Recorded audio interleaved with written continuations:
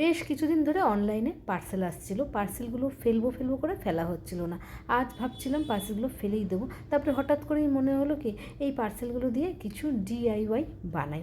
আমি কিন্তু খুব একটা ভালো হাতের কাজ পারি না, তবে মোবাইলে যখন দেখি তখন নিজেরও বানাতে ইচ্ছা হয়, তাই ভাবলাম এই বোর্ডগুলো ফেলে না দিয়ে কিছু একটা বানাই। মোবাইল দেখে যেটা সহজ সেটাই বানাবার চেষ্টা করেছি মাত্র।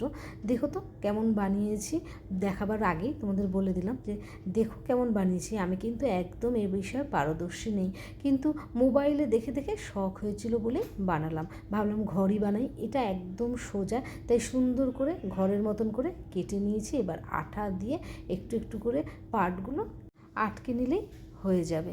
তবে খানিকটা এদিক ওদিক হয়ে যাচ্ছে বুঝতে পারছি, প্রথমবার করছি তো তাই জন্যেই একটু অসুবিধা হচ্ছে। আর এগুলো না বড্ড ধৈর্যের কাজ, আর ভগবান আমাকে একটুও ধৈর্য দেয়নি, তাও ভাবলাম যাই করি না কেন তোমাদের সাথে শেয়ার করি। আপাতত একটা ঘর বানিয়েছি, আর সেটাকে ভাবছি একটু রং করে দেখি কেমন লাগে। নিজেই ভীষণ এক্সাইটেড নিজে কি বানাচ্ছি সেটা দেখার জন্য।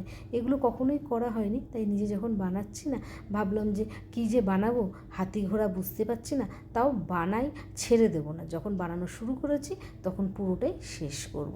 তাই প্রথমে সুন্দর করে কাটিং কেটে আঠা দিয়ে আটকে এবার বসেছি রং তুলি নিয়ে। তবে এই সব রঙগুলো আমার ছেলে যখন ড্রয়িং করতো তখনকার, আমি গুছিয়ে রেখে দিয়েছিলাম, এত দামি রং গায়ে লাগে। ও এখন আর রং করে না, গোছানো ছিল সেখান থেকে টেনে বের করে নিয়ে এসে বসে পড়েছি রং করতে। বেশিরভাগ রঙই শুকিয়ে গেছে, শেষ হয়ে গেছে, তার মধ্যে থেকে যে কটা পেয়েছি সেগুলোই বসে পড়েছি নিয়ে রং করবার জন্যে। আর আমার মোটামুটি যে রঙগুলো পছন্দ তার বেশিরভাগই দেখলাম শেষ হয়ে গেছে, তাই ওই পছন্দ অপছন্দ মিলিয়ে কটা রং বের করে নিয়েছি আর বসে গেছি রং করতে। মোটামুটি আমার তো দেখে ভালোই লাগছিলো, সুন্দর করে রং করে নিয়ে এইবার একটুখানি শুকিয়ে নিলেই হয়ে যাবে। আমি এরকমভাবে বানাতে বানাতে না চারটে বানিয়ে ফেলেছি, একটা লাল, একটা হলুদ, একটা আকাশি কালার আর একটা গ্রিন কালার। এই দেখো আমার হাতে বানানো বাড়ি। আমি নিজে দেখেই অবাক হয়ে যাচ্ছি যে আমি এতক্ষণ ধরে বসে বসে এগুলো বানিয়েছি, কারণ আমার তো ধৈর্য নেই, ধৈর্য ধরে বানাতে হয় এসব জিনিস।